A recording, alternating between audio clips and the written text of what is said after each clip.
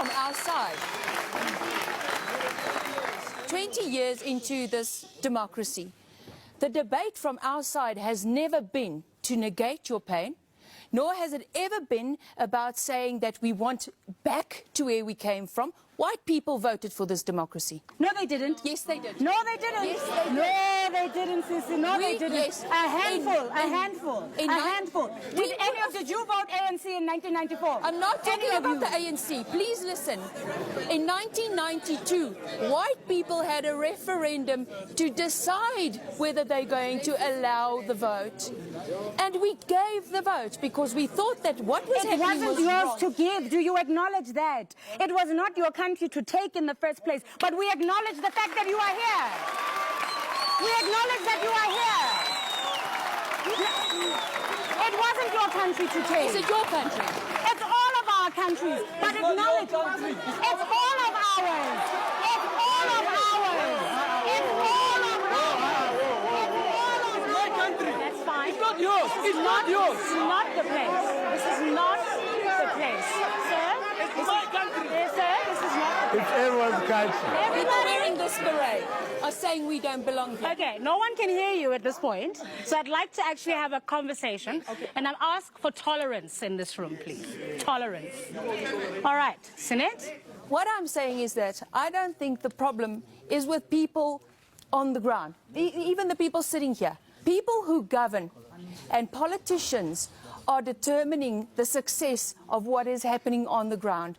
We have rhetoric where people go on stages and say the colonists must go and we stole the land and we stole the mines. The Brits took the mines. Buddha never had mines. And we can't keep on having that rhetoric and move forward. Every time I switch on a television or I put on a radio and Julius Malema says that we don't belong here, and what is happening? It's a problem. You cannot preach reconciliation to one segment of the country and preach empowerment to the other segment. All right. There's a vast difference between, and I agree with you, there's a vast difference between rhetoric that's used to manipulate the population and sway people and the truth. Ne? And I would be interested in hearing how white people process the emotional baggage of what their ancestors did.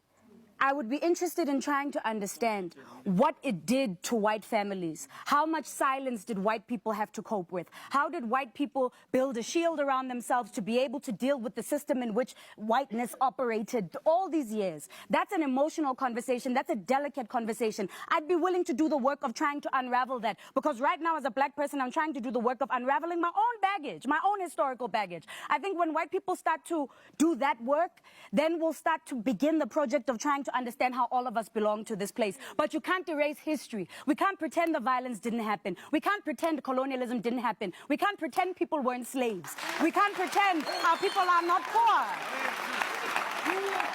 It happened. It happened. I'd be willing to hear white people say, you know what, it was Kak trying to pretend that this situation was normal. But I'm not hearing white people do that work. All right. What would that be? All right.